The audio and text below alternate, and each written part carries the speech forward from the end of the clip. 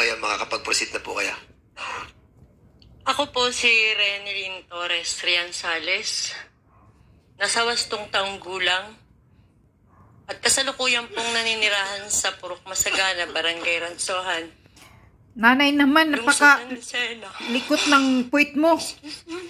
Ikot ng ikot yung upuan mo. Noong May 22 po, 2024,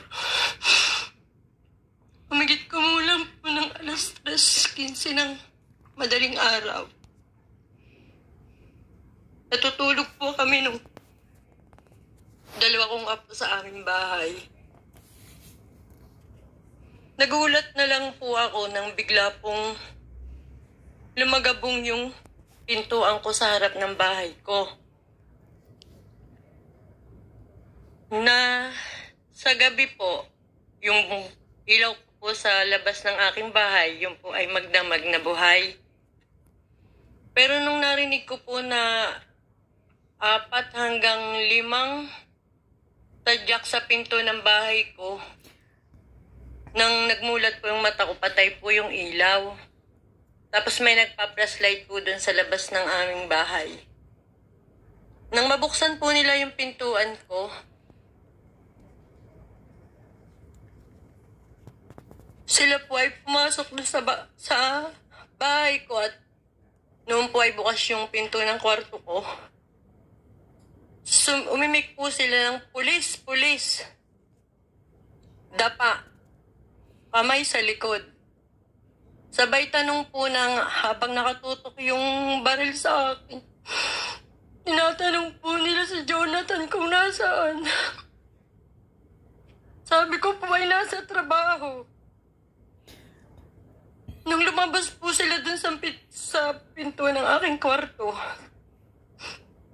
ako po ay palihim na tumingin sa kanilang katawan.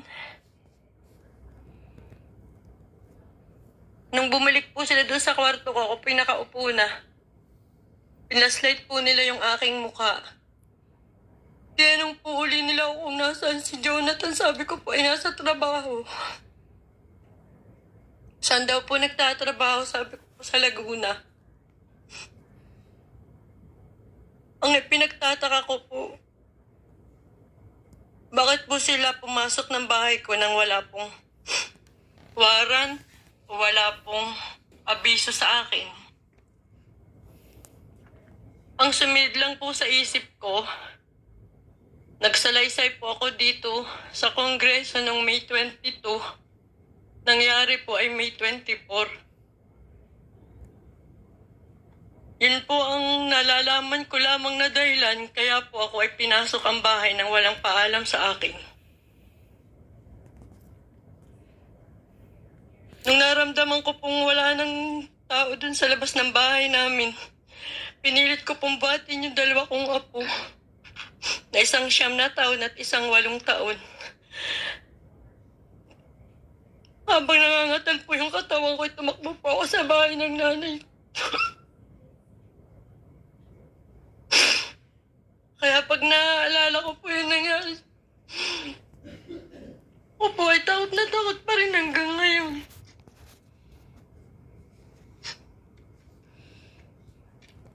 Ako po ay nananawagan sa head po ng national. Sana po ay mapadali po yung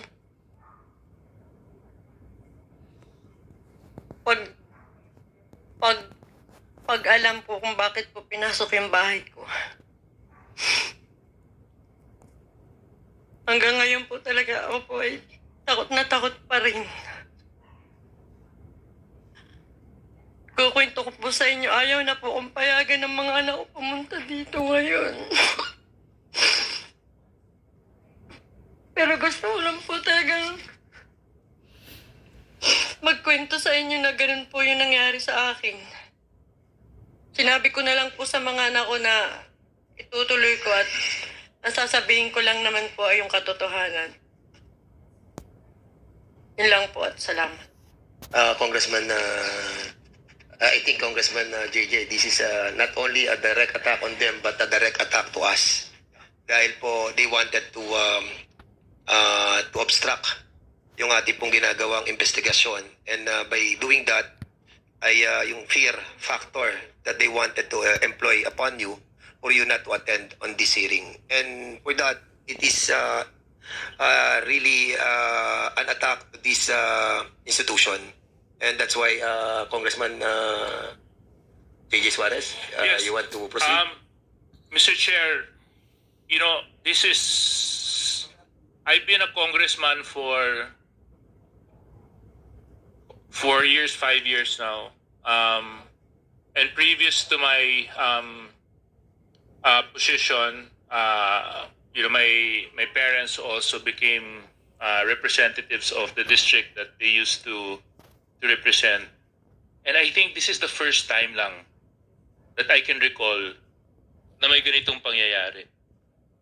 First Na time? merong tumestigo sa mababang kapulungan at ikunento yung karanasan niya kung saan tinakot, pinalibutan, at tinutukan.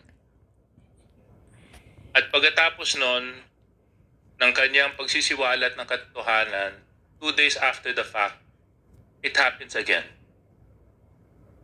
And this is not anymore during, before, or after a barangay election. This is an ordinary times, Mr. Chair. Sa sobrang takot po ng witness natin, siya na po ang nagsabi, sarili niya na pong anak ang nagsasabi na huwag na kayo pumunta dyan. Mr. Chair, paano po natin mabibigyan ng kapayapaan ang mga kababayan natin kung sa mga ganitong bagay, yung mismo mga inaasahan natin na poprotekta, magtitiyak ng ating kaayusan at katahimikan, sila pa mismo ang nasa likuran. So, it's disturbing to me because it violates the very essence of why we are all here. It breaks the very fabric of society. And, Mr. Chair, I think as duly elected officials, members of this committee, we need to make sure that, number one, kung sino man ang nasa likuran nito at kung sino ang nasa likuran ng mga taong nasa likuran noon, mabigyan po talaga ng tamang hustisya.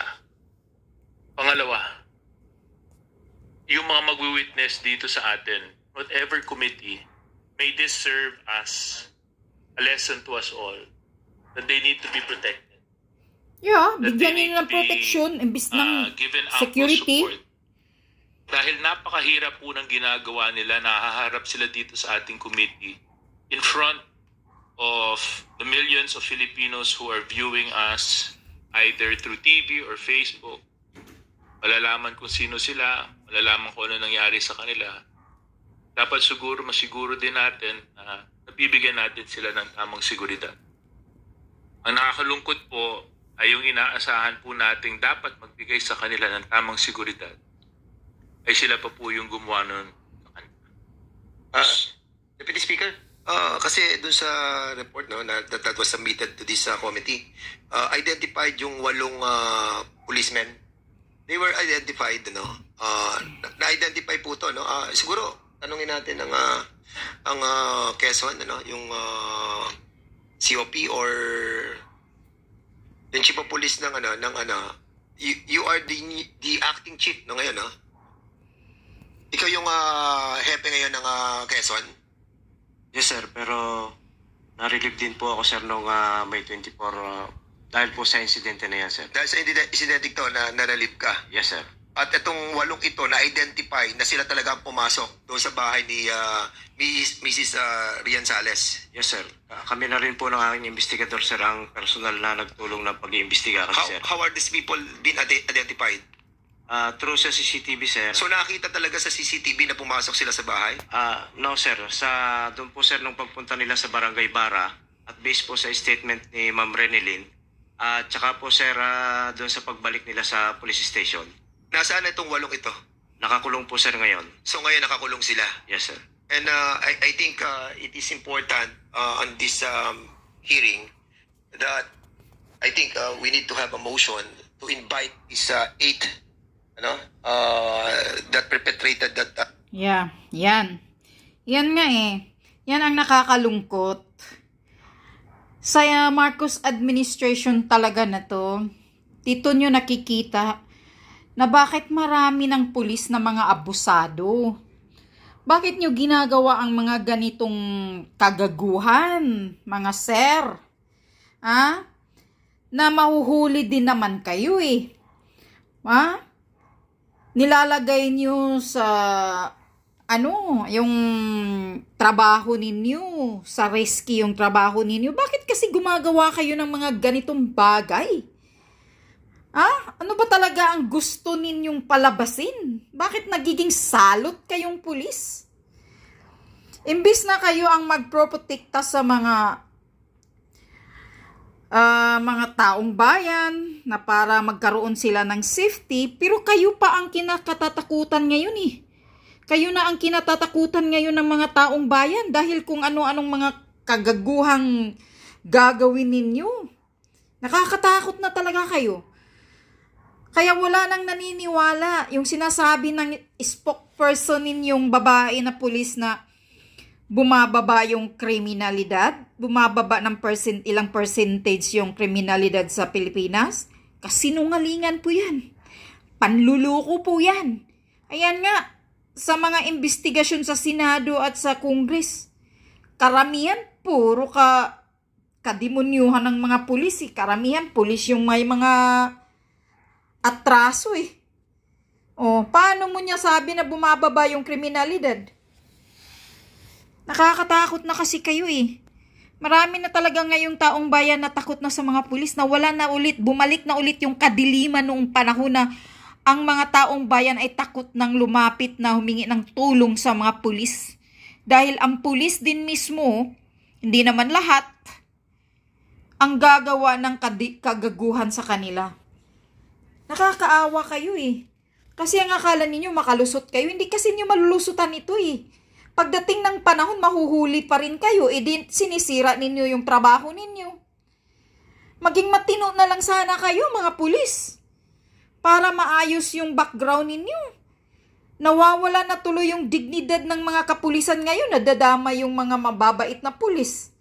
Nadadama yung mga pulis na nagserbisyo ng totoo. Dahil sa inyo mga salot.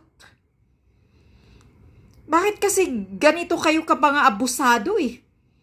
Sobrang abusado. Ang daming pulis na talaga ngayon ang abusado. Nakakatakot. Nakakawala ng tiwala sa inyo. Imbis na kayo ang magprotekta sa mga mamamayang Pilipino, kayo pa ang naglagay ng peligro sa mga simple, ordinaryong mga tao lang yan. Huwag naman yung paggawan ng, my God, what kind of police you are? Mga kayo eh. Pati ako mismo sarili ko, hindi na ako naniniwala sa inyong mga pulis. Sorry na lang, dahil alam ko naman hindi lahat ng pulis ay mga tiwali. Pero marami na ngayon ang tiwaling pulis eh. Nakakatakot. Nakakawala ng tiwala. Yan ang katotohanan. Nung panahon ni PRRD, matino na kayong lahat. Tumitino kayo. Ngayon, paano? Ang gusto kasi ng administrasyon to lahat ng mga nasa gobyerno ay mga salbahis eh. Yun kasi ang gusto kasi mismo sila ay demonyo eh. Tanginang talagang gobyernong ito.